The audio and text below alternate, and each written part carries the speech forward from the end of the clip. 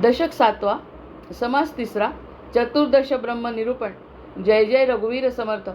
सदा सर्वदा योग तुझा घडावा, तुझे कारणी देह माझा पडावा. उपेक्षू नको गुणवंता अनंता, रघुनायका मागणे हेची आता. हनुमंतांची कुळवल्ली राममंडपा वेला गेली, श्रीराम भक्तीने फळली. रामदास बोले या नामे, शुकासारिखे पूर्ण वैराग्य ज्याचे.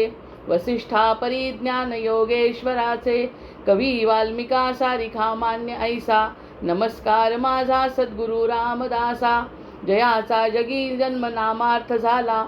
जयाने सदा वास नामात केला, जयाच्या मुखी सर्वदा नाम कीर्ती. नमस्कार त्या ब्रह्मचैतन्य मूर्ती, नेत्राने गुरुराज मूर्ती आपुली. मी जे धवा पाहिली, तू विष्णू शिव तूच दैवत मला. तू तात तू माऊली, झाला भाव मनात या मग करू कोणास पाचारण. प्रल्हादा गुरुराज या नित तुम्हा माझे असो वंदन. ऋषिकल्पम राम भक्तम गुरुयज्ञेश्वराविदम, चतुर्वेदेश्वर प्राणम प्रणमामि पुनः पुनः. जय जय रघुवीर समर्थ. गणेश शारदा चैव सद्गुरु सज्जनस्तथा, आराध्य दैवतम गुह्यम सर्वं मे रघुनंदनः. गणेश शारदा सद्गुरु संत सज्जन कुळेश्वरू, सर्व ही माझा रघुवीरू. सद्गुरु रूपे श्रीराम माझे आराध्य दैवत. परमगुह्य गुह्यातीत, गुह्यपणाची मात न चले जेथे. यो जातो मरुदंश जोक्षित तले, संबोधयन सज्जनान ग्रंथम यो रचयन सुपुण्यजनकं. श्रीदासबोधाविदं यक्कीर्त्या पठणेन सर्वविदुषां स्वान्तापहारी सदा. सोऽयं मुक्तिकरक्षितौ विजयते श्रीरामदासो गुरुः. मला वाटते अंतरित्वा वसावे, तुझ्या दासबोधासित्वा बोध व्हावे. अपत्यापरी पाववी प्रेमग्रासा, महाराजया सद्गुरु रामदासा. ब्रह्मानंदं परमसुखदं केवलं ज्ञानमूर्तिं, द्वन्द्वातीतं गगनसदृशं तत्त्वमस्यादिलक्ष्यम्. एकं नित्यं विमलमचलं सर्वधी साक्षिभूतं, भावातीतं त्रिगुणरहितं सद्गुरुं तन्नमामि. गुरुर्ब्रह्मा गुरुर्विष्णु गुरुर्देवो महेश्वरः, गुरुः साक्षात् परब्रह्म तस्मै श्री गुरवे नमः. अनेन प्रियतां देवो भगवान् जानकीपति, श्रीरामचंद्र पूर्वेषाम् अस्माकं कुलदैवतं. श्रोता वक्ता श्रीराम समर्थ. जय जय रघुवीर समर्थ. जय जय रघुवीर समर्थ. चतुर्दश ब्रह्म निरूपणामध्ये वेगवेगळे विचार, वेगवेगळे मार्ग आणि वेगवेगळी संकल्पना या ठिकाणी समर्थांनी ब्रह्माबद्दल सांगितली.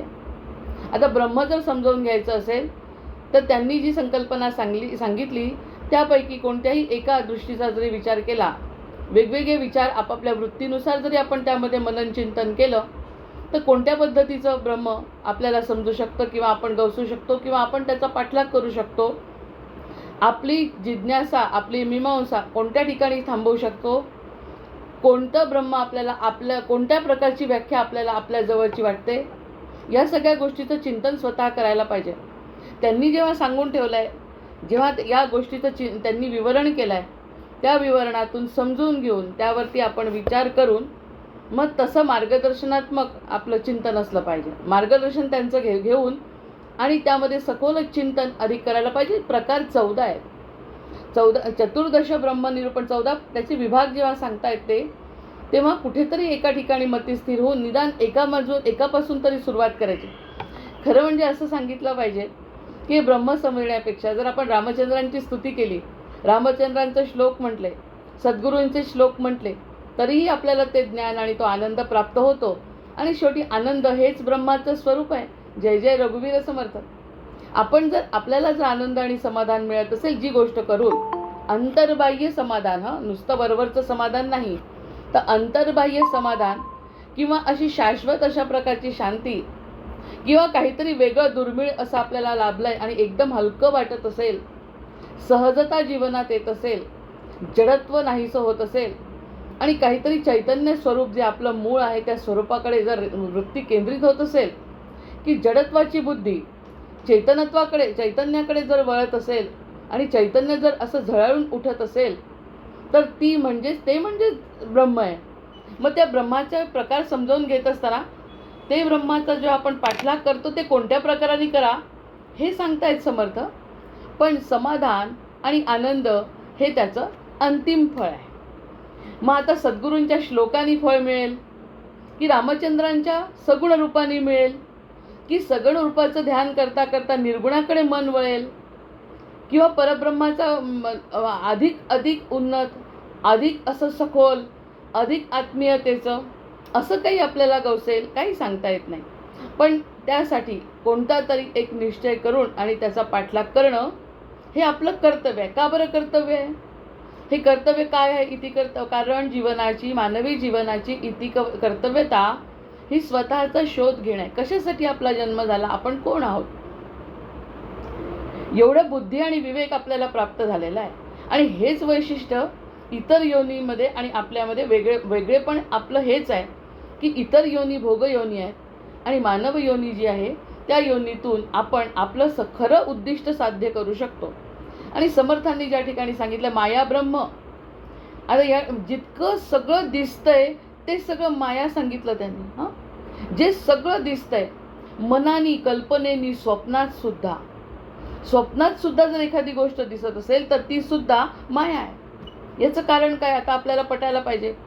स्वप्नात सुद्धा एखादा दृष्टांत झाला, स्वप्नात समजा आपल्याला कोणता राजा दिसला, स्वप्नामध्ये काय दिसेल आपल्याला? जे आपण अनुभव घेऊ शकतो ते, जे आपल्या बुद्धीला पटेल ते. म्हणजे इथे जे आपण बघू शकत नाही प्रत्यक्षात ते आपण स्वप्नात बघतो, पण बुद्धीच्या साह्याने स्वप्नात बघतो ना. पुन्हा बुद्धीला कुठे माहिती आहे की अतर्क्य काय आहे, अनुर्वाच्य काय आहे, ते कुठे माहिती आहे बुद्धीला. त्यामुळे स्वप्नात बघितलेलं, प्रत्यक्षात ऐकलेलं, स्वप्नात ऐकलेलं सगळं माया आहे. जय जय रघुवीर समर्थ. कारण ते जे दिसतंय ते माया स्वरूप आहे, भगवंताचं स्वरूप आहे. त्यांनी सांगितलं हे स्वरूप भगवंताचंच आहे, पण भगवंत नाही, भगवंताचा अंश आहे. एवढा मोठा ब्रह्मांड भगवंताचा अंश आहे. मग भगवंत कसा असेल? की शंकराचार्यांची परापूजा आपण चिंतन करू कधीतरी की तो म्हणे आपण जर एखाद्या मुलाला जर कपडे घालायचा प्रयत्न केला, जेव्हा आपण घालतो लहान मुलांना आंघोळ झाल्यावर जेव्हा कपडे घालतो तेव्हा आपण त्याच्यापेक्षा त्याच्या आकारापेक्षा मोठा कपडा घेतो की नाही. आंघोळ करून आला आणि त्याला अगदी घट्ट कपडे घालू किंवा लहान झालेले कपडे पण त्याला घालू शकतो का? नाही. त्याला त्याच्यापेक्षा मोठा कपडा लागेल आपल्याला त्याला घालायला. तसा हा जो भगवंत आहे त्याला जर आपल्याला वस्त्र द्यायचे असतील म्हणजे त्याची कल्पना कशी करायची या परापूजेतून सांगते. जर त्याला आपल्याला वस्त्र द्यायचं आपण म्हणे पितांबर देतो तर सगुण रूपाला देतो, पितांबराचं दान करतो, पितांबर देतो भगवंताला नेसायला, नंतर आणखी गळ्यातलं देतो, म्हणजे सगळे अलंकार देतो. पण ते केव्हा देतो? जेव्हा त्याला स्वरूप माहिती आहे. पण परापूजेमध्ये शंकराचार्य म्हणतात ज्याचं स्वरूपच माहीत नाही त्याच्यापेक्षा मोठा नाही का लागणार आपल्याला वस्त्र. लहान मुलाला जर ते त्याच्या मापाचं वस्त्र पुरत नाही तर भगवंताला त्याच्या मापाचं वस्त्र आपण कसं देणार? कारण तो निर्गुण निराकार आहे. त्याचंच घ्यायचं, त्याला द्यायचं आणि तरीही त्याला पूर्ण होणार नाही आहे असं वस्त्र आहे. त्यामुळे परापूजा करत असताना शंकराचार्य म्हणतात ह्यांची मी पूजा कशी करू, कुठे बघू त्याला, असं डोळ्यांनी बघावं, जे बघावं ते त्याची माया आहे.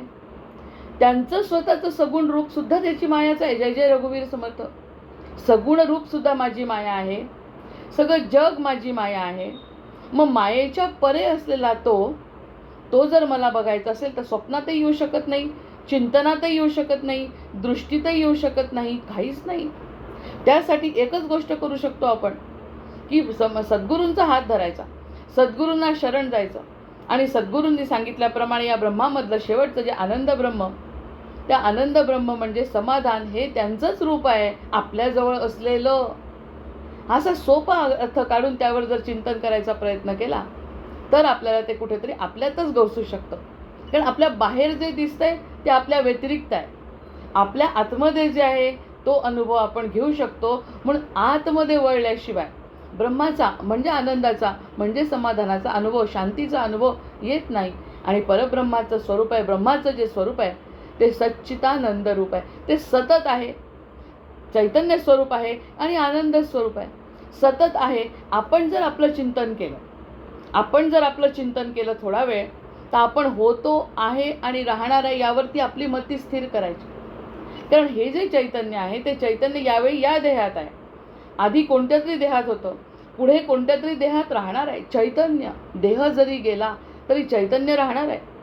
जोपर्यंत त्याला मुक्ती होणार नाही, म्हणजे आपण जर वासनांची मुक्ती जोपर्यंत होत नाही तोपर्यंत ते त्या मर्यादित स्वरूपामध्ये जन्माला येणार आहे. मग हे जर माझं स्वरूप कळलं तर त्या स्वरूपाचं ध्यान करायचं जे होतं, आहे आणि राहणार आहे. आणि तेच तर भगवंताचं स्वरूप आहे. ते होते, आहे आणि राहणार आहे. सगळं गेलं तरी भगवंत शिल्लकच होते आहेत आणि राहणार आहे. मग हे त्यांचं आणि आपलं तर सारखंच स्वरूप आहे. मग भलेही मागच्या जन्मी घोड्याच्या योनीत असो, भलेही त्याच्या मागच्या जन्मी जड स्वरूपात असो, पर्वताच्या स्वरूपात असो, भलेही त्याच्या जन्मी आणखी किडा मुंगीच्या ह्याच्यात असो, पण चैतन्य स्वरूपात होतो ना, आपणच होतो. फक्त आता या देहात आलो आहे, मानव देहात, हा फक्त फरक लक्षात ठेवायचा. म्हणजे हा जो देह मिळालेला आहे त्या देहाला प्राधान्यक्रम राहील का? त्याला प्राधान्यक्रम राहील का? आता नाही राहणार. कारण आपण मूळ कोण आहोत याचा जर शोध लागला, साहजिकच आहे मी मूळ कोण आहे हे लक्षात आलं. जसं लग्न होतं आहे मुलीचं, आधीचं तिचं जे नाव आहे ते दुसरं नाव झाल्यानंतर जेव्हा तिचं लग्नानंतरचं नाव बदलतं तर प्राधान्य दुसऱ्या नावाला येतं आहे की नाही? की आता आपण त्या पुढे जाऊन तर अशी परिस्थिती येते की काही वर्षांनी ती आपलं जुनं नाव खरंच विसरून जाते आणि नव्या नावानी हाक देते. मग हे जर आपल्या मायेमध्ये घडतं आहे तर त्यांचं म्हणणं आपण विसरून गेलं पाहिजे की हे आपलं आत्ताचं खरं आहे. आपलं खरं लक्षात आल्यावर खोट्याकडे लक्ष जात नाही. खरं आता आला की नाही, हा दृष्टांत बरा आहे की जेव्हा आपण खरं कोण आहे हे लक्षात आलं, खरं कोण आहे हे लक्षात आलं आणि आता ह्या संसाराच्या परे जर विचार केला तर ना सासर खरे ना माहेर खरं, आपण मूळ कोण आहे हे जर त्या जीवाच्या लक्षात आलं तर नुसतं एवढं सासर माहेर आणि एवढा संसार न विचार करता आपण मूळ त्याचे आहोत आणि तो माझा आहे. मग त्यांनी दिलेली लीला आपण केली आपल्या अवतारामध्ये. आपल्याला जे काही करायचं होतं कार्य ते आपल्या हातून घडतंय. प्रत्यक्षात आपण त्याचा DNA आपल्यामध्ये आहे. ते चैतन्य म्हणजेच मी आहे. ह्याकडे जेव्हा लक्ष जातं तेव्हा जे चैतन्य स्वरूप नाही, म्हणजे जे जड आहे, जे दिसतं, जे ऐकू येतं, जे समजतं, त्याच्याकडे लक्ष जात नाही. सतत लक्ष त्याच्याकडे न जाता जर आपण मोठ्याकडे लक्ष दिलं तर साहजिकच विकास निश्चित आहे. मग ह्या 14 ब्रह्मांच्या विवरणामध्ये आपण बघितलं ह्या प्रकारचं त्या प्रकारचं, कधी ओंकार ब्रह्म, कधी खम ब्रह्म. त्या घड्याचं उदाहरण फार सुंदर आहे. घडा फुटला तर पूर्ण आकाश एक झालं. घडा होता तोपर्यंत त्या घड्यामध्ये आकाश होतं. तसं आमचं जे चैतन्य आहे ते देहामध्ये आहे. देह गेल्यावर चैतन्य मोकळ्या स्वरूपात होतं. पुन्हा कुठेतरी वासनेच्या स्वरूपात जन्म घेतं. चैतन्याला काय झालं? काहीच नाही. नैनम छिंदंती शस्त्राणी. मला कधीही माझा कधीही छेद होत नाही. मी कशानेही मरत नाही. मी अमर आहे. आणि मी अमर आहे तर मी कुठे अमर आहे असा विचार जर केला तर आपण आपल्या मायेचा विचार केला. मग मायेच्या परे आपणच आपला विचार करणं म्हणजे ब्रह्मनिरूपणाचा अर्थ काढायचा प्रयत्न करणं. आपणच आहोत ते. त्यांनी विचार वेगवेगळे का दिले? कारण या पद्धतीने नाही तर त्या पद्धतीत तो महत्त्वाचा आहे. ते ब्रह्म आहे आणि त्या ब्रह्माचा कण भरण्याने का होईना आपण अंश आहोत. मग आपणही तोच आहोत. मर्यादा फक्त देहाची आहे आणि हे कळण्यासाठी नरजन्म आहे. किती मोठं तत्व आहे. आणि हे करावं का वाटतं? हे करावं का? कशाला समर्थांनी लिहून ठेवलं दासबोध, संतांनी सगळं साहित्य लिहिलं. आपल्याला का करावं वाटतं? कारण त्याचा मूळ घेण्याची वृत्ती आहे आपली. ते मूळ घेण्याची आपली वृत्ती आहे. अथातो ब्रह्मजिज्ञासा, अथातो जीवजिज्ञासा, अथातो आत्मजिज्ञासा. जेव्हा आपल्याला काही गोष्टी करून सुख मिळत नाही, इतक्या गोष्टी केल्या, आयुष्य घालवलं तरी सुख मिळालं नाही, मग सुख माझा मूळ स्वभाव असल्यामुळे सुखाचा शोध घेणं हा माझा मूळ स्वभाव आहे. आणि त्या मूळ स्वभावाला अर्थ मिळण्यासाठी अहम ब्रह्मास्मी म्हणजे मी त्याचा अंश आहे ह्याला जोडल्याशिवाय, हा योग जोडल्याशिवाय आपल्याला खरं सुख कसं मिळेल? मग त्यासाठी एवढ्या सगळ्या ज्ञानापेक्षाही जर आपण ब्रह्मानंदम परमसुखदम असं म्हटलं तरीसुद्धा सद्गुरू आपल्यावरती कृपा करतील आणि ते देतील ज्याची आपल्याला गरज आहे, ज्याचा आपण शोध घेतो आहे. कधी ज्ञानस्वरूपाने आपल्यासारखा एखादा शिकलेला किंवा आणखी विचार करणारा कोणी असेल तर तो हे समजून घेण्याचा प्रयत्न करेल. आता ऋग्वेदाचा पहिला मंत्रसुद्धा मी वाचते आहे. तर त्या ऋग्वेदाच्या पहिल्या मंत्रामध्ये इतकं सुंदर वर्णन केलं आहे फिजिक्सचं आणि जुन्या ऋषींच्या विचारांचं. म्हणजे फिजिक्स आणि जुन्या ऋषींचे विचार एकदम तंतोतंत एका श्लोकावर 10 पानांचं विवरण मी ऐकलं की अगदी ऋषी जे म्हणतात ते यांनी प्रयोगशाळेमध्ये सिद्ध केलं. मग हे जर सगळं होत आहे तर कोणी ज्ञानाच्या साह्याने करेल, कोणी आकाशाच्या साह्याने करेल, कोणी अवकाशाच्या साह्याने करेल, कोणी आणखी कोणत्या पद्धतीने करेल, कोणी नर्मदा परिक्रमा, असे विविध प्रकारांनी, पण शोध सत्याचाच घेणार आहे. हे 14 ब्रह्मांचं जे 14 चतुर्दश ब्रह्मनिरूपण जे ऐकलं त्याचं सार असं आहे. कारण की 14 भाग त्यांनी सांगितले ज्याच्यावरती आपण प्रस्तावना आणि 14 ब्रह्म यावरती निरूपण केलं आहे. पण त्याचा सगळ्यात मोठा मतितार्थ थोडक्यात जर बोलायचं असेल आणि पुन्हा हे आपण वाचणार नाही तरीसुद्धा आताची गोष्ट जर लक्षात ठेवली म्हणजे प्रेझेंट इज अ गिफ्ट. आत्ता जे मिळत आहे ना ते गिफ्ट आहे, उद्याचं कोणी सांगितलं. त्यामुळे आता त्याचं थोडक्यात अर्थ असा आहे की जर आपण 1 मिनिटासाठी सुद्धा साक्षीभावाने आपण स्वतःकडे बघू शकलो, 1 मिनिटासाठी सुद्धा पूर्ण समाधान मिळवू शकलो की मला काहीही मिळवायचं नाही, मिळालं ते खूप आहे, कृतज्ञ आहे, मी कृतार्थ आहे, ह्यांनी देण्यातून जे आनंद आहे तो घेण्यातून नाही आहे. त्यामुळे असा जर आनंद मिळाला तर बाकी आपण समजायचं की ते ब्रह्मनिरूपणाचा आपण अनुभव घेऊन चिंतन मनन करतोय आणि त्या चिंतनातूनच कदाचित समर्थ आपल्याला कुठे नेतील. कुठे नेणार आहे? जिथे आपली मती जात नाही, जिथे आपली बुद्धी जात नाही, जिथे आपलं श्रवण काम करत नाही, अशा ठिकाणी. म्हणजे जसे ते स्तब्ध झाले तसंच तिथपर्यंत नेण्याची क्षमता त्यांच्यामध्ये आहे. आपण फक्त हात धरला पाहिजे.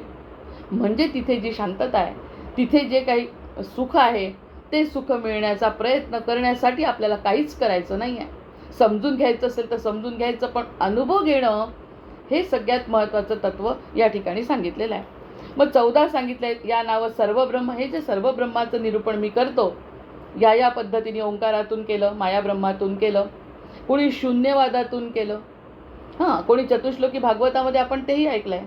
मग या सगळ्या गोष्टी जेव्हा त्यांनी सांगितल्या तर हे जे चतुर्दश सर्व ब्रह्म आहे, श्रुती आश्रयाचे वर्म श्रुती, ऐकून सुद्धा ते हे जे श्रुतींनी सांगितलं आहे, श्रुती म्हणजे काय की जे भगवंताची वाणी आहे ती ऐकली आहे, भगवंताची आकाशवाणी ऐकली, आणि आकाशवाणी म्हणा किंवा भगवंताचे दैवी संकेत, भगवंतांचे दैवी संकेत देत असतात भगवंत मधून. ऐकणारे कमी असतात, जे ते ऐकतात ते श्रुती.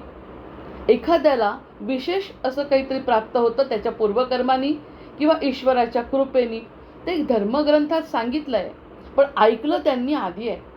मग त्याच्यावरती आपला विश्वास बसायला पाहिजे की नाही. जे पुढे गेले आहेत त्यांना जे मिळालं आहे ते त्यांनी कानाने ऐकलं आहे आणि त्यांनी ते अनुभव घेऊन सांगितलं आहे.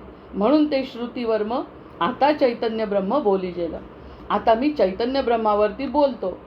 पंचभूतादी मायेत आता ही सगळी पंचभूतांची जी माया आहे, म्हणजे आकाशापासून पृथ्वी, आकाश, आप, वायू, तेज, आकाश, हे सगळ्यांच्या ते सगळं जे दिसतंय, भले आपल्याला दिसत नसेल आकाशाच्या पुढचा भाग, पण आपल्याला माहिती आहे की आकाश, अवकाश, पोकळी आहे, ते सुद्धा माया आहे.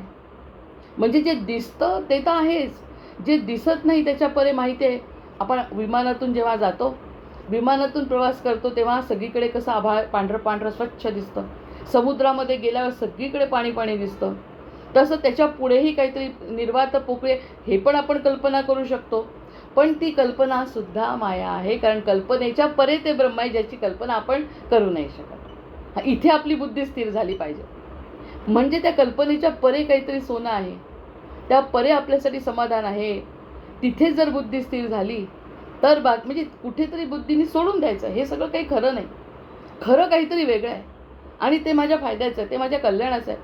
पुन्हा पुन्हा जन्म घेण्याचं कारण नाही. आता तिथपर्यंत जर जायचं असेल तर पुनरपि जननम पुनरपि मरणम हे आता तत्त्व सोडायचं आहे. सोडण्यासाठी हा जन्म आहे. तर ते पुढचं जे आहे ना ते त्या लोकांनी सांगून ठेवलं आहे. हजारो वर्ष जगले आहेत. हजारो वर्ष जगल्यानंतर सुद्धा त्यांचा जो अनुभव आहे तो ऐकून, आकाशवाणी ऐकणं सोपं नाही आहे. आपल्याला जर साधा संकेत जरी झाला एखादा की आपल्याला जे वाटतं ते जर समोर आलं, त्याला योगायोग म्हणतात. आकाशवाणी नाही म्हणत त्याला योगायोग म्हणतात. की मला जे हवं आहे, नेमकं मला एखादी ओवी हवी आहे आणि त्याच ओवीचं निरूपण जर मला समोर दिसलं किंवा कोणीतरी सांगितलं. असा मोठा योगायोग एकदा झाला होता की मी चतुश्लोकी भागवताचं 1 वर्षाचं पारायण केलं. पारायण म्हणजे दिवस रात्र तेच म्हणायचं फक्त. असं 1 वर्ष जवळपास होत आलं होतं. म्हणजे तरी मोजत नाही मी कशाचंच काही, पण खूप दिवस झाले की चतुश्लोकी भागवत फक्त. आता हे श्रीमद भागवतातल्या एकादश स्कंदातले हे 4 श्लोक आहेत फक्त. श्रीमद भागवत आधी किती मोठे श्लोक, त्यानंतर त्याच्यातला एकादश स्कंद. एकादश स्कंदामधले फक्त 4, 7 पण नाही, तसे एकूण 7 आहेत. चतुश्लोकी भागवत म्हणतात, पण आधीचे 2, शेवटचा 1 आणि मधले 4 असे 7 आहेत. तर 7ला मी फलश्रुती सुद्धा कधी म्हणत नाही कोणत्याही स्तोत्राची. कारण फलश्रुती काय, सगळं देवावर समर्पण करायचं, की जे आम्ही करतो ते सगळं तुला समर्पित आहे, तुला जे करायचं असेल ते कर, फलश्रुती तुला जी द्यायचं असेल फळ ते दे. तर असे 4 जेव्हा पूर्ण झाले, वर्षाच्या जवळपास झालं, तर अचानक गोंदवलेकर महाराजांचे जे म्हणजे ब्रह्मानंद महाराज जे आहे ते तेरदाळला, त्या ठिकाणी 4 दिवसांचा पूर्ण मोठा आहुतीचा कार्यक्रम होता, 5 दिवसांचा. ते यूट्यूबवर सगळं अवेलेबल आहे. तिथे त्यांनी सांगितलं येता का, तिथे खूप मोठं त्यांची स्वतःची समाधी आणि खूप मोठा कार्यक्रम, मोठे मोठे संत, जवळपास 12-13 संत.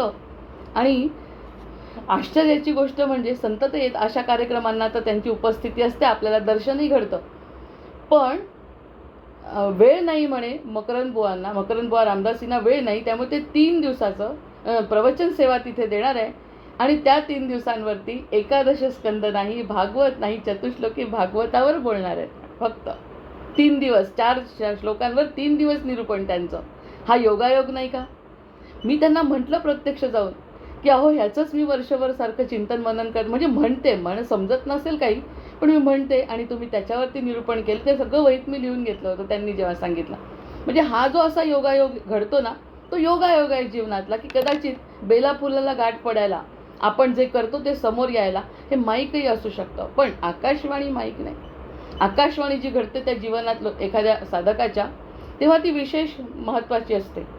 मग ती जी विशेष महत्त्वाची असते जी, तर त्या महत्त्वाच्या गोष्टी ऐकलेल्या, लिहिलेल्या नाहीत कुठे, त्या त्यांनी लिहून ठेवल्या.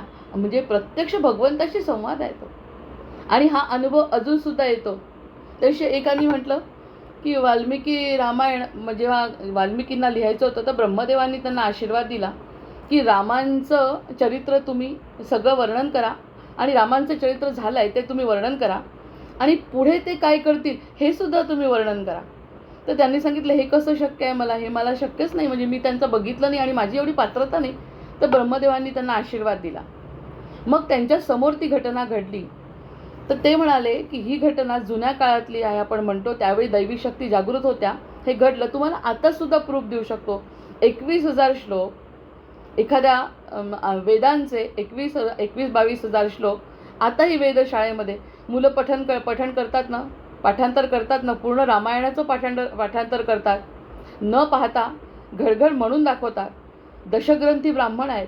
त्यानंतर आता हा जो रेखे आहे तो सुद्धा ह्या काळात एवढ्या कलियुगामध्ये जर हे लोक घडतात, तर त्या काळी त्यावेळी वाल्मिकींनी लिहिलं नाही, हे कसं शक्य आहे? ते तर आणखी पवित्र काळ आहे. तो काळ म्हणजे असा आहे की ज्या ठिकाणी सगळीकडे दिव्यता, आणि त्या दिव्यतेमध्ये प्रत्यक्ष ब्रह्मदेवांनी दिलेला आशीर्वाद, त्यामुळे वाल्मिकी रामायणांना आद्यकवी म्हणतात. मग आद्यकवी म्हणजे कसे? माझी पात्रता नाही, पण ब्रह्मदेवांचा आशीर्वादच असा होता की त्या आशीर्वादामुळे त्यांनी लिहिलं. ब्रह्मदेवांचा आशीर्वाद. मग आता पटतं की नाही आपल्याला या सगळ्या गोष्टी, की त्याच्याशिवाय दैवी असं काही घडत नाही. मग दैवी घडण्यासाठी ते लोकांना ते प्रत्यक्ष त्यांचं दर्शन झालेलं आहे.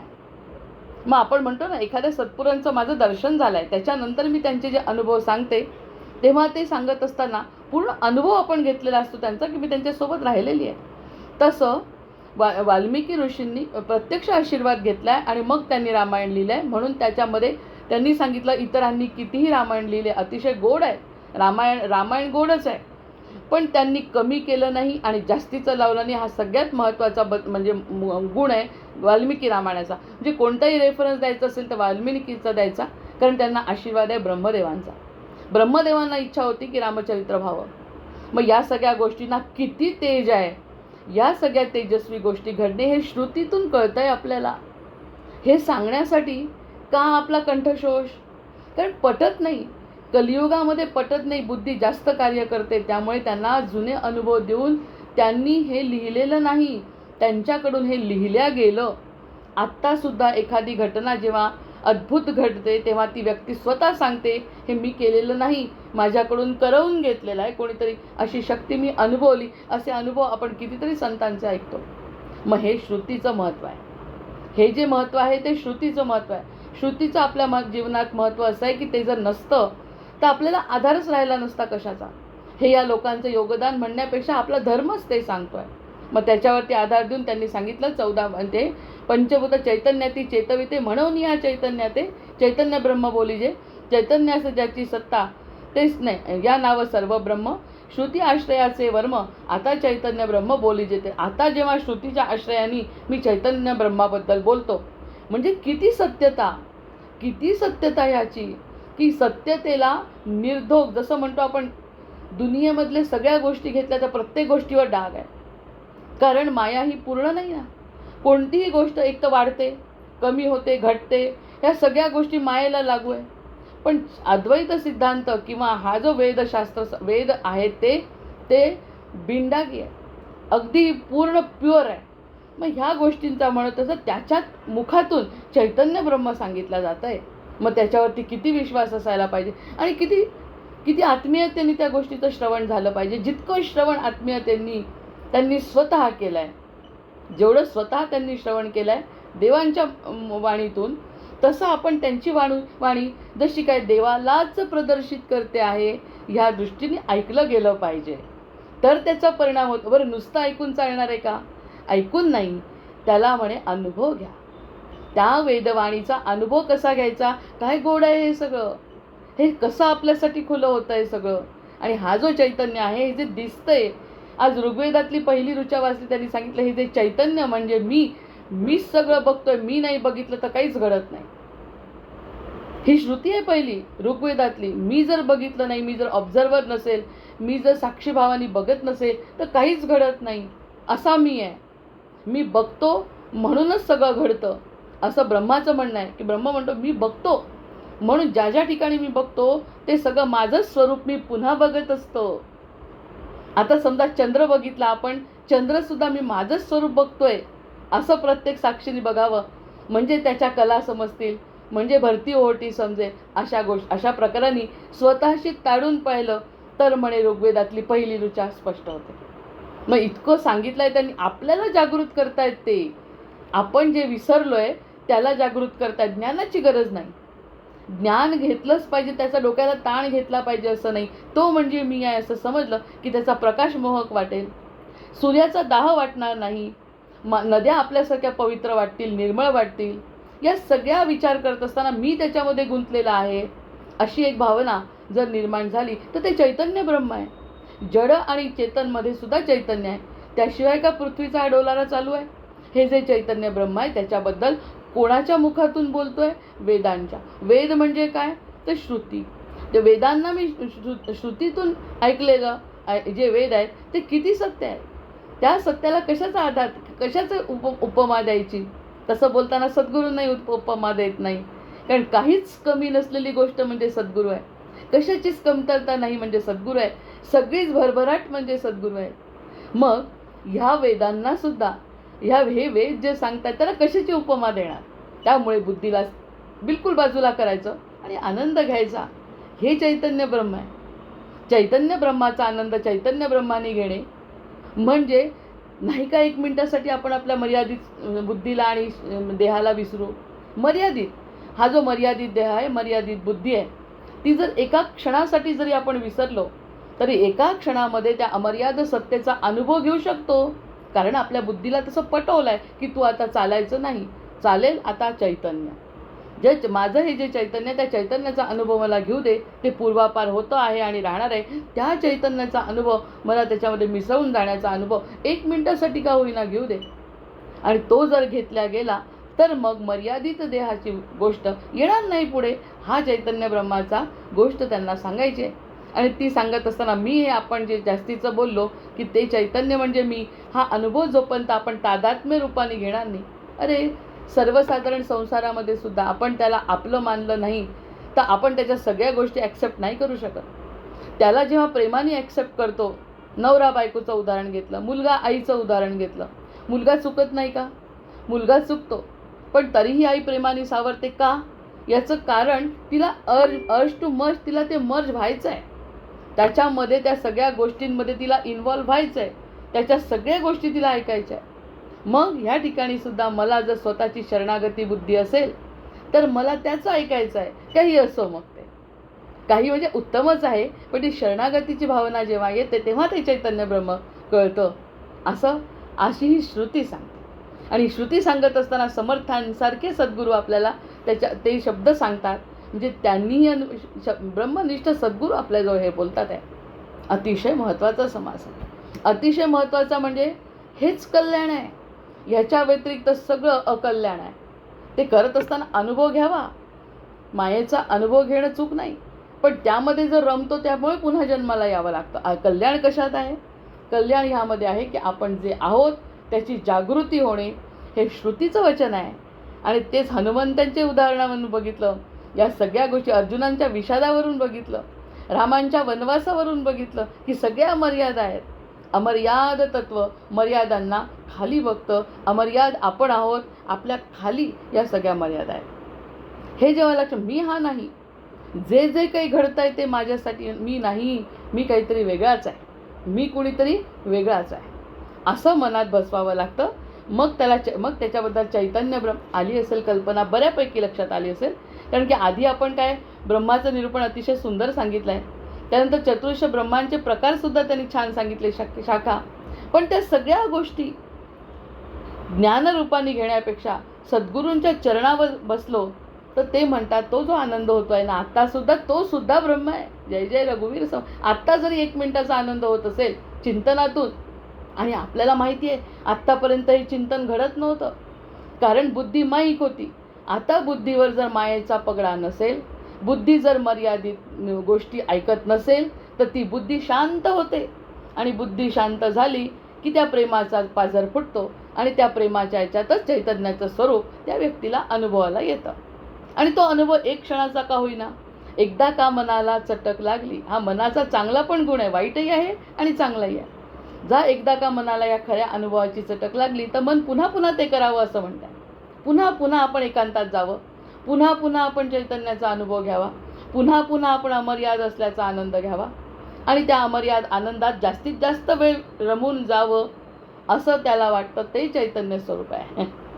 आणि त्या अमर्याद तत्वाचा विचार केल्यानंतर मर्यादित ज्या काही अडथळे आहेत त्या अडथळ्यांवर आपसुकच आपण मात करू शकतो, कारण विचारच त्याचा करत नाही. त्यासाठी पुन्हा एकदा उदाहरण सांगितलं की मला जर वाटलंच नाही मला त्रास होतोय तर मला त्रास होत नाही.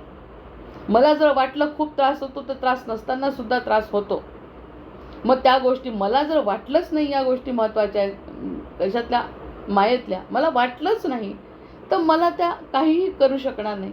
आणि मला जर वाटलं तर मला 10 वेळानी 80 लक्ष काय ते 84 लक्ष योनींमध्ये फिरत बसावं लागेल. जोपर्यंत वाटतंय तोपर्यंत फिरा, जोपर्यंत मनातले विचार आहेत तोपर्यंत फिरा, गरगर गरगर फिरा. एकदा शांत झाले तरच तुम्ही मुक्त होऊ शकता, अन्यथा किड्या मुंगींच्या पर्यंत तुमच्या जीवनाला तेच करावं लागणार आहे. मग ह्या जे चैतन्य असतं ज्याची सत्ता, आता हे जे चैतन्य आहे माझं, आता इथे ते समर्थ आणखी जवळ गेले चैतन्याचं, आपलं चैतन्य आहे, जिवंत आहोत, श्वासोश्वास चालू आहे, हे चैतन्य आहे माझं स्वतःचं. हेच तर वैशिष्ट्य आहे, श्वासोश्वास चालू आहे हे वैशिष्ट्य. काय म्हणतात सुजित दादा, कशासाठी काही आहे का, बोलायचं आहे का?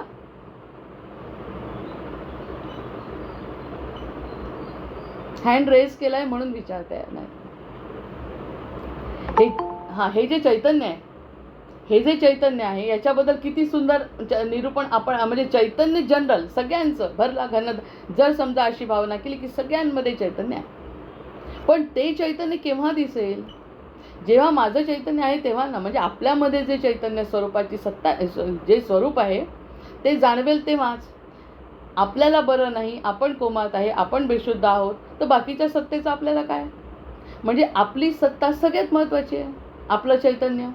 आपण चैतन्य स्वरूपाकडे असं बघतच नाही कधी की आपण चैतन्य स्वरूप आहोत, म्हणून हे सगळं चैतन्य आपण अनुभवू शकतो. ते भले आपल्या आवडीचं असो किंवा नसो. आवडीचं आहे म्हणून सुख मिळतं ना, आवडीचं नाही म्हणून दुःख देतं, पण चैतन्य आहे ना, ते पण आहे. आपलं का आहे ते, हे सगळं आजूबाजूचं का आहे, कारण मी आहे. मी नसेन तर या क्षणी काहीही बदल घडणार नाही, पण चैतन्य मला जाणवणारच नाही, कारण की चैतन्य माझ्याजवळच नाही आहे. म्हणजे मूळ आपलं स्वरूप चैतन्य आणि त्या चैतन्यावर ज्याची सत्ता.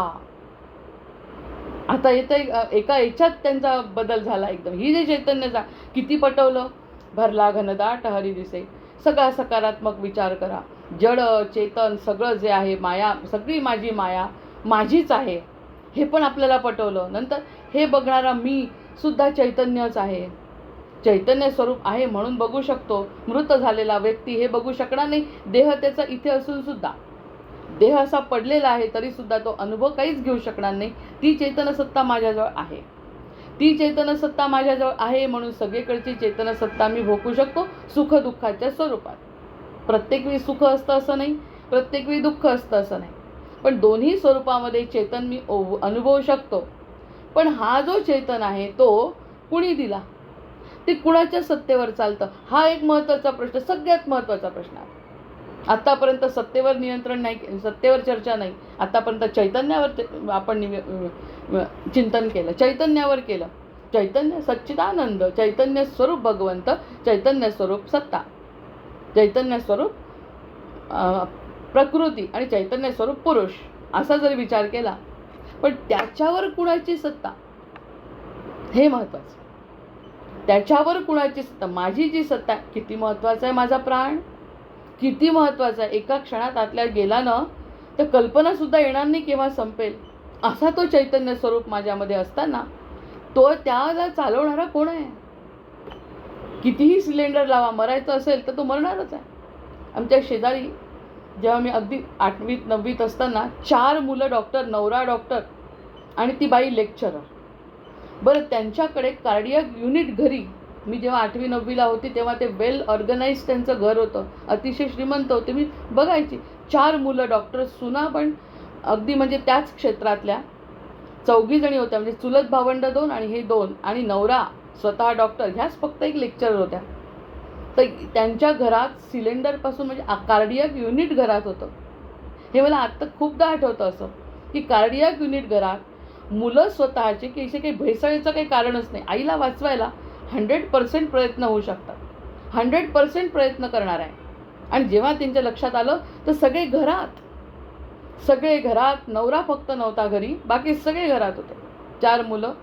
आणि सगळे घरात असताना दुपारची संध्याकाळची वेळ 6 वाजताची, बाई गेली ऑन द स्पॉट. म्हणजे कुणाची सत्ता आहे, यांच्याजवळ 4 सिलेंडर, त्याच विषयातले तज्ज्ञ घरामध्ये आहेत, कार्डियक युनिट आहे. आईला अचानक हार्ट अटॅक, बरं पहिला आला असता वाचवलं असतं, नव्हतंच वाचवायचं देवाला, जसं काही म्हणजे तिचं प्रारब्ध संपलं होतं. त्यामुळे तुम्ही काहीही करा, वाचत नाही. हे पेपरमध्ये लिहून आलेली बातमी आमच्या वेळेस की कसं घडतं. आणि इतक्या सगळ्या सुसज्ज अशी कार्डियक युनिट असून सुद्धा ती बाई वाचली नाही. अशी आपण कितीतरी उदाहरणं वाचतो, पण हे असं आपल्या समोर जेव्हा घडतं तेव्हा सत्ता कोणाची हे कळतं. मग त्या सत्तेचा आपण आदर करायला पाहिजे. आपलं चैतन्य सत्य जे आहे आपल्याजवळ, बाकी कशाचाच आदर करायला नाही पाहिजे. बाकी सगळ्या गोष्टी खोट्या आहे, पण चैतन्य तर खरं आहे. आणि त्या चैतन्यात, आणि दुसरी गोष्ट, एका माझे सख्खे काका एकदम असाच तिसरा अटॅक आला, हार्ट अटॅक, पूर्ण छाती असे घेऊन बसले. आणि त्यांच्या समोर म्हणे, कधी ते श्री स्वामी समर्थांचं सेंटर आहे आणि त्या सेंटरचे ते नेहमी जाऊन साधना करतात. तर त्यांना जेव्हा अटॅक आला त्यावेळी स्वामी समर्थांची कार्डियक ॲम्ब्युलन्स आली. यांना अटॅक आला आतमध्ये, आणि आता हे बोलायला जाणार, असं काकू आमच्या कुणाला तरी सांगणार की आता असं असं झालं, इमर्जन्सीत एक तर सुचत नाही काही, आणि ते असं बोलायला गेल्या तर समोर स्वामी समर्थांची कार्डियक ॲम्ब्युलन्स आली. आणि त्या कार्डियक ॲम्ब्युलन्समध्ये कोणतीही चर्चा न करता त्या व्यक्तीला बसवलं, आणि अजूनही ते आहेत. 10 वर्षापूर्वीची घटना आहे. आता तर ते इतके देवभक्त झाले आहेत, इतके ते देव, की स्वतः गीतेवर प्रवचनं करायला लागले. फॉरेस्ट ऑफिसर होते, कारण अनुभव घेतला ना त्यांनी, की जेव्हा चेतनेचा अनुभव त्यांना आला की अरे हे आपण बाकीच्या ठिकाणी वायफळ ठिकाणी घालवत होतो. त्या बाईंकडे 4 स्वतःची मुलं कार्डियक युनिट असताना त्या बाई वाचल्या नाही, प्रारब्ध संपलं होतं. या ठिकाणी त्यांना काहीतरी कार्य शिल्लक होतं, प्रारब्ध उदयाला आलं होतं, त्यामुळे त्यांना स्वामी समर्थांच्या कार्डियक ॲम्ब्युलन्समध्ये नेलं. त्यानंतर वर्षभर त्यांना खूप कडक असं हे होतं, पण तरीही ते आज अतिशय उत्तम पद्धतीने प्रवचनं करतात. मग या सगळ्या सत्तेवर बोलायचं असेल तर सत्याच्या आधी आपलं चैतन्यावर बोलायला पाहिजे, की मला चैतन्य माझ्याजवळ आहे. याची कधीतरी आपण देवाला कृतज्ञता व्यक्त करतो का? एकदा तरी असं म्हणतो का की मी खरंच हे मला कळलं, जे माझ्या दुःख येतं, आपण म्हणतो मृत्यूला हात लावून जेव्हा खाली येतो त्यानंतर व्यक्ती बदलतो. स्मशानात कितीतरी लोकांना सोडून आलो तरीसुद्धा आपल्याला अजून मृत्यू समजत नाही प्रत्यक्षात काय, आपल्यावर काय घडणार आहे हे कळणार नाही. माझं चैतन्य नाही तर या सगळ्या चैतन्याचा काही उपयोग नाही आहे. त्याच्यामुळे या सगळ्या गोष्टी लक्षात आल्यानंतर मग त्यांनी म्हटलं त्याच्यावर ज्याची सत्ता आहे तो म्हणजे ब्रह्मा. त्याच्यावरती तो आईनी जरी जन्म दिला आणि सगळं काही घडलं आहे, अगदी सायंटिफिकली बायोलॉजिकली सगळं ट्रू आहे, पण नाही तर नाहीच होत ना मुलं कुणाला. मग हे पण लक्षात घ्यायला पाहिजे ना. नाही म्हणजे नाही आणि हो म्हणजे होणार म्हणजे होणार, मग ते अगदी नकारात्मक परिस्थितीत सुद्धा. मग या सगळ्या गोष्टीचं विशेष चिंतन नको का घडायला? असं कशा प्रकृतीचा खेळ चालू आहे आणि ह्या प्रकृतीचा खेळ चालू असणारा बघणारा मी चैतन्य आहे. हे चैतन्य आहे म्हणून हे सगळ्या प्रकृतीचा खेळ मी बघू शकतो. मी लहानपणापासून हा श्लोक म्हणते, आत्मसाक्षात्कार व्हावा, प्रकृतीचा खेळ कळावा. हा जो प्रकृतीचा खेळ कधी चांगलं कधी वाईट, याचं चांगलं याचं वाईट, हा हुशार नसून सुद्धा पुढच्या पदावर जातो, हा पुढच्या, हे सगळं कर्माचा नियम, प्रकृतीचा खेळ आहे तो. या सगळ्या प्रकृतीचा खेळ पाहणारी हे जे चैतन्य ते तर सत्य आहे, ते होतं आहे आणि राहणार आहे. मर्यादित विचार न करता जर विचार केला तर ह्या चैतन्यावर ज्याची सत्ता तो आपल्याला कसा सापडेल? जर आपली बुद्धीच नाही आहे, प्रकृतीची बुद्धी आहे आपली, तर तो कसा सापडेल आपल्याला? हा प्रश्न महत्त्वाचा नाही का? त्यामुळे अनुर्वाच्य समास पटतो की जो हा चालवतो. अधांतरीये डुले नभांगण, हे नभांगण एवढे मोठे समुद्र अधांतरी आहेत, आणखी काय पाहिजे? एवढे घट्ट दिसणारे पर्वत घट्ट आहेत, त्यांनी एक प्लेट जरी त्यांची हल्ली तर आपलं पूर्ण पृथ्वी जलमय होणार आहे. कुणाची सत्ता आहे? कोणत्या सरकारने केलेलं आहे? कोणत्या व्यक्तीने केलं आहे? कोणत्या ऋषींनी केलं आहे? ऋषींनी शोधून काढलं आहे. कोणाची सत्ता आहे? आता फिजिक्ससुद्धा शोधायचा प्रयत्न म्हणून गॉड पार्टिकल त्यांना सापडलं. मग आधी चेतनसत्ता, मग त्या चेतनसत्तेची सत्ता, हे महत्त्वाचं, हे सगळ्यात महत्त्वाचं. कुठे ज्ञान आपल्याला याच्यासाठी जास्त पुस्तक वाचावं लागतं नाही. आपण फक्त आपला स्वतःचा विचार करायचा. मी आता दिसतंय तसं आहे का खरं रूप माझं? नाही. आणि हे खरं नाही तर मी ती आहे का? नाही. मी खरी आहे पण हे खरं नाही. एवढाच व्यक्त संबंध आहे. माया आणि प्रकृतीचा हा एवढाच संबंध. आणि प्रकृतीचा अंश आपण आहोत. रामांना सुद्धा तेच सांगितलं वसिष्ठांनी जेव्हा सांगितलं, रामा अवतार कार्यामध्ये तुला काही मर्यादा आहे पण तू मूळ अमर्यादा आहे. आणखी काय वेगळं? आपल्यालाही अवतार कार्यामध्ये तुला सुखदुःख आहे. त्यांचा वनवास आहे, आपलाही वनवास आहे, पण त्या वनवासामध्ये ते कसे वागले आणि आपल्या दुःखामध्ये आपण कसं वागतो हे शिकण्यासाठी धर्म आपण रामांकडून शिकतोय.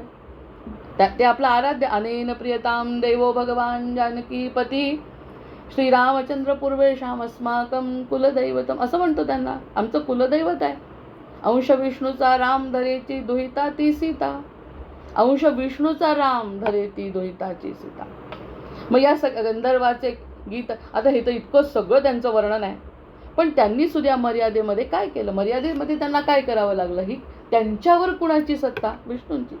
त्यांच्यावर कुणाची सत्ता? महाविष्णूंची. त्यांच्यावरती कुणाची सत्ता? एक अनिर्वचनीय अशी सत्ता आहे, जी या सगळ्या जगाला चालवते. बरं, ती आपली परकी आहे का ते चालवत असेल? आता अमेरिकेमध्ये आहे काहीतरी भरपूर साम्राज्य, म्हणजे समृद्धी आहे, ती माझ्यासाठी काहीच उपयोगाची नाही. त्यांच्याकडे आपण नुसतं जेलसी करण्यापेक्षा दुसरं काहीच करू शकत नाही अमेरिकेकडे बघून, किंवा परदेशी लोक आपल्याबद्दल आणि आपण त्यांच्याबद्दल जेलसीशिवाय दुसरं काहीच करू शकत नाही, कारण ते आपल्या कामाचं नाही. त्यांच्याकडची त्यांची श्रीमंती आपल्या काय कामाची? पण आपला जो श्रीमंत परब्रह्म आहे ते आपलंच आहे, हे महत्त्वाची गोष्ट आहे. त्यामध्ये ते आपलं आहे. मी त्यांचा जर असेल तर ते माझं आहे, नाही तर घेत बस म्हणतो गटांगळ्या पुन्हा पुन्हा. तू माझा नाही ना, घे गटांगळ्या खा. तू माझा म्हटलं तर माझा हो. जसं लाट असते, लाट कितीही 55 फूट उंच गेली सुनामीची लाट तरी पुन्हा समुद्रातच मिळते ना. कितीही वर गेली आपली प्रसिद्धी, कितीही वर गेला पैसा, कितीही वर गेली आपली बुद्धी, तरी पुन्हा खाली येण्या गुरुत्वाकर्षण पृथ्वीचा नियम आहे. गुरुत्वाकर्षणाने खेचलंच जातं, वर जाऊच देत नाही. आणि जे वर जातात ते बाष्प होऊन पुन्हा बाष्प झाले तरी पुन्हा येतातच. म्हणजे सुटका केव्हा आहे? त्या परब्रह्मामध्ये जेव्हा विलीन होतील तेव्हा सुटका आहे, अन्यथा सुटका नाही. बाष्परूपाने का होईना पुन्हा यावं लागणार आहे. हा नियम प्रकृतीचा कळत नाही आपल्याला, कळत नाही. पण जोपर्यंत ती सत्ता कळत नाही, ती सत्ता म्हणते तुमचं पेरलेलं कुठेही वाया जाणार नाही. आता तुम्ही पेरा भगवंताची मी आहे, ते सुद्धा वाया जाणार नाही. तुम्ही आतापर्यंत मला किनी मुलगा पाहिजे, मला किनी प्रसिद्धी पाहिजे असं मागच्या जन्मी कधीतरी म्हटलं असेल आणि त्याच मुलाशी वैरी केलं असेल, सांगता येत नाही. त्यामुळे तुम्हाला अशा प्रकारचे नातेसंबंध तुमच्या समोर आले. हा प्रकृतीचा खेळ आहे, तुम्हीच मागितलेला आहे. आणि ह्याच्या व्यतिरिक्त ह्या सगळ्या गोष्टीतून जे तुम्हाला वेगळं दिसत असेल काही सत्ता, ती सत्ता बाकी तुमची खरी आहे. तिथपर्यंत न्यायचं आहे त्यांना. मला वाटतं भरपूर क्लिअर झालं असेल. म्हणजे आजचं जे हे आहे ना 2 गोळी, ह्याच्यावरती तर पूर्ण म्हणजे हा समासाचं सारच म्हणावं लागेल. मग त्यांनी म्हटलं की पण चैतन्यास ज्याची सत्ता ते सत्ता ब्रह्म तत्वता. ते जे सत्ता ब्रह्म आहे ते तत्वरूपाने ओळखायचं आहे का? ते दिसणार नाही प्रत्यक्षात दिसणार नाही, कारण बुद्धी नाही तशी. विश्वरूप दर्शन झालं तेव्हा सुद्धा अर्जुन घाबरला. त्यांच्या सोबत राहणारा असून, कृष्णांच्या सोबत राहणारा असून कृष्णांचं हे स्वरूप त्याला सहन नाही झालं. त्यांनी सांगितलं बाबा मूळ रूपात ये पुन्हा, तू मी नाही सहन करू शकत. जसं कालच्या चरित्रामध्ये सांगितलं त्यांनी की आम्हाला भाजणीचे वडे करून आण, नैवेद्याला ठेव आणि मागे न वळता तू चालली जा, मागे वळू नको असं समर्थांनी सतीबाईंना सांगितलं. पण ते मनुष्य स्वभावाप्रमाणे त्यांनी मागे वळले आणि मागे वळल्यावर हनुमंत जेवताना दिसले. हनुमंत आणि समर्थ एका ताटात ते वडे खाताना दिसले. मूर्छा येऊन पडल्या. म्हणजे इतका समर्थांच्या संबंधात असून लोकांना जर ती शक्ती सहन होत नाही तर बाकी सगळ्यांना ती कशी दिसणार? त्यामुळे ती सत्ता, ते सत्ता ब्रह्म तत्वरूपाने ओळखावं लागतं. तत्वरूपाने ओळखावं लागतं. ती सत्ता सगळ्यांनाच धरून आहे. आपल्याला राग आला, घरामध्ये जर आईला राग आला तर ती विध्वंस नाही करत घराचा. राग आला रागवते, काही परिणाम देते, काही शिक्षा देते, काहीतरी शिकवण्याचा प्रयत्न करते. 2-4 वर्ष बोलणारही नाही, पण विध्वंस व्हावा याचा असं कधी म्हणत नाही. तोच स्वरूप, तोच गुण वसुंधरेचा आहे. तोच गुण सगळ्या पंचमहाभूतांचा आहे. त्यांना जर वशमध्ये ठेवलं नसतं त्या सत्तेनी तर एकेका महिन्यात कोणीतरी मेलं असतं. एकेका महिन्यामध्ये भूकंप झाले असते. महिन्याच्या अंतरात काय एकेका दिवसात भूकंप झाले असते. मारून टाकलं असतं. प्रेम आहे तिचं आपल्यावर, त्या सत्तेचं. आणि ती सत्ता आपली आहे. ते धरून ठेवते हे कळत नाही, कारण 100 वर्ष निघून गेले. आपल्याला वाटतं तिचं काय, प्रत्यक्षात किती नुकसान ती करू शकते याची कल्पना आपण करत नाही. म्हणून ते म्हटलं की तत्वज्ञानी ओळखा ते काय करू शकतं आणि ते काय करत नाही. ते काहीही करू शकतं, ते काही करत नाही. याचा अर्थ ते किती वेगळ्या पद्धतीचं असलं पाहिजे ह्याच्यावरती चिंतन करायची गरज आहे का? जर भक्त असू आपण, जर आपलं प्रेम असेल त्याच्यावर, तर आपण त्याचा मागोवा घेणारच नाही. त्या सत्याचा मागोवा घेण्यापेक्षा त्याचा अनुभव घेऊ, आनंद घेऊ. त्याचा अरे खरंच किती गोड आहे हे सगळं चालवणारं, ह्याच्यावरती आपलं मन स्थिर झालं पाहिजे. असं होतं. आता एवढ्या कौतुक ऐकल्यानंतर तरी कमीत कमी 1 मिनिटासाठी तरी हा जो 1 तासाचा आनंद आहे तो फक्त खरा आहे. बाकी सगळं माझ्या साक्षीभावाने बाकीच्या गोष्टी बघत राहायच्या मरेपर्यंत. आधीच्याही आठवायच्या, पुढे काय होणार त्याचा अनुभव घ्यायचा. आत्ताचा जो अनुभव आहे तो एका क्षणाचा खरा आहे. ते सत्य आहे. ते कोणतं चालतं आहे, माझा जो श्वासोश्वास चालू आहे, एवढ्यावर जरी विचार केला, माझा जो श्वासोश्वास चालू आहे तो चालवणारी सत्ता म्हणजे मी आहे. माझ्यासाठी ती सत्ता आहे. बस हे सगळं सत्य आपल्याला कळतं. आणि कळल्यानंतर साहजिकच मर्यादित विचार आपले राहणार नाही काही मिनिटासाठी. 24 तास तर आपल्याला मायेत राहायचंच आहे. नंतर तये सत्तेचं जाणता या नावं साक्ष ब्रह्म. आता ह्या सत्तेला जर आपण बघितलं, ह्या सत्तेचा जर अनुभव घेण्याचा प्रयत्न केला, ही सत्ता जी आहे आता वेगळी दिसली आत्तापर्यंतची जी चालवतोय, अधांतरी हे डोले नभांगण, ती जी सत्ता दिसली ती सत्ता साक्ष ब्रह्म आहे. आपणच साक्ष देतोय. आतापर्यंत दिली का साक्ष? आपण त्याची साक्ष दिली का? तू खूप विशेष आहे. मला तर मीच खूप विशेष वाटत होती. मीच विशेष आहे असं जेव्हा वाटतं तेव्हा त्या सत्तेकडे कसं लक्ष जाईल? मी सगळं केलं, मी इतके कष्ट घेतले 18-20 वर्ष, तेव्हा कुठे संसार झाला? संसार होणारच होता. संसार राहिला नसता, निमित्त आपण होतो ते संसार करायला. संसार राहत नाही. 6 महिन्याचं मूल जरी एकटं राहिलं तरी तोही वाढतच आहे त्याच्या प्रारब्धाप्रमाणे. आपण आपलं उगाच क्रेडिट घेतो की आपल्या नाही केलं चांगलं आहे, उत्तम कार्य करणं आपलं कर्तव्य आहे, उत्तम संसार करणं, मुलांना हे सगळं संसार केला, पण ते मी केलं ह्या कॅटेगरीत येत नाही. जोपर्यंत ही शरणागती होत नाही तोपर्यंत सत्ता ब्रह्म कळत नाही. जय जय रघुवीर समर्थ. आज आपण ठरवलं हे करायचं आणि त्याच्या दुसऱ्या दिवशी होईल असं नाही. त्याचं उदाहरण तर वनवास आणि राज्याभिषेक दोन्ही याचं स्पष्टच आहे. ठरवलं एक, वसिष्ठांनी ठरवलं आहे, विश्वामित्रांनी पण त्याला दुजोरा दिलाय, तरी सुद्धा रामांना राज्य मिळालं नाही, वनवास मिळाला. मग हे आपल्या हातात आहे, ती सत्ता आपल्या हातात आहे. ते म्हणतात हे सगळं आधीचा हिशोब ठेवणं ते सत्तेचं काम आहे. इतका हिशोब बारीक ठेवतो आपल्या प्रत्येक गोष्टीचा. जो विचार केला तो सगळा आपला प्रत्यक्षात येतो म्हणतात. त्यामुळे किती विचार तरी कसा करावा, यानंतर कसा विचार करावा हे सुद्धा विचारांवर नियंत्रण ठेवण्याचं काम आपल्याला करायचं आहे. काय मागावं, कारण काहीही देण्याची क्षमता त्याच्यामध्ये असताना आपण अगदी कल्पवृक्षाच्या खाली बसायचं आणि करवंटी मागायची असं नको व्हायला. इतकं ज्ञान तरी निदान समर्थांच्या कृपेने व्हायला पाहिजे. म्हणून हे जे आहे त्याचं नाव साक्ष ब्रह्म आहे. हे जे आता अनुभव घेतोय हा सगळा साक्ष ब्रह्म, म्हणजे आपण साक्षी रूपाने या ब्रह्माचा अनुभव घेतोय. साक्ष कशी घेतोय? आत्तापर्यंत जे आयुष्य आहे त्या दिवशी पण साक्ष नव्हती का? पण आज जाणवलं नाही की सत्ता म्हणजे माझ्यासाठी काय आहे. हे जाणवलं नाही तोपर्यंत ती साक्ष फक्त प्रकृतीची झाली. आता पुरुषाची साक्ष आहे. आपण त्याचा खेळ बघतोय, लीला. ते म्हणतात जे काही दुःख आणि सुख घडतं ती माझी लीला आहे, ती माझी लीला समजा. ते स्वामी समर्थांच्या सिनेमामध्ये किती छान सांगितलं, तू मान किंवा न मान, तुला हे अनुभव घ्यावाच लागणार आहे. हे तुझ्या हातात नाहीच आहे काही. हे जे सत्ता आहे ना, ही साक्षी भावाने बघण्याचा अनुभव एखाद्या साधकाने केला तर खरं ज्ञानाची गरज पडत नाही. भक्तीने सगळं साध्य होऊ शकतं. पण भक्ती आणि ज्ञान दोन्ही असेल तर त्याच्यासारखा सद्भक्त नाही. कारण सांगणारे सद्गुरू आणि समजून घेणारा सत्शिष्य ही जोडी आपल्या भारतीय परंपरेमध्ये, सनातन परंपरेमध्ये सगळ्यात महत्त्वाचं कार्य करते सार्थक करण्याचा. एकट्याने एकलव्याने केलं, पण एकलव्याचंही कसं झालं? एकट्याने करणं आणि गुरु शिष्यांनी करणं, गुरूंनी देणं आणि शिष्यांनी घेणं, याच्यासारखी परंपरा साक्षब्रह्मासाठी आणखी काय असेल? हे श्रुतींनी सांगितलेले वचन आहे. हे कोणाच्याही मुखातले निघालेले नाही की आपल्याला वाटलं. म्हणून ते म्हणतात की वाल्मिकी रामायण जे आहे ते जसं त्यांनी ऐकलं, पाहिलं डोळ्यांनी स्पष्ट ब्रह्मदेवाच्या, तसं लिहिलं बाकीच्यांनी. ते म्हणजे वाईट नाही लिहिलं, पण मला असं वाटतं म्हटलं की ते खरं नाही. तुझं वाटण्याचा इथे प्रश्नच नाही. जे आहे ते असं आहे, त्याला तू साक्षीभावाने बघ. म्हणून वाल्मिकी रामायणाला आद्यकवी आणि त्यांना त्या प्रकारचं आपण महत्त्व देतो वाल्मिकी रामायणाला. म्हणजे प्रत्येक ग्रंथाला सुद्धा एक वैशिष्ट्य आहे. मग त्या ठिकाणी ते स्वतःचं असं काही जास्तीचं सांगत नाही, कमी करत नाही. जे आहे ते तसंच्या तसं मांडलं. आनंदासाठी सुद्धा नाही, कोणाला आवडावं म्हणून नाही, बदलच नाही.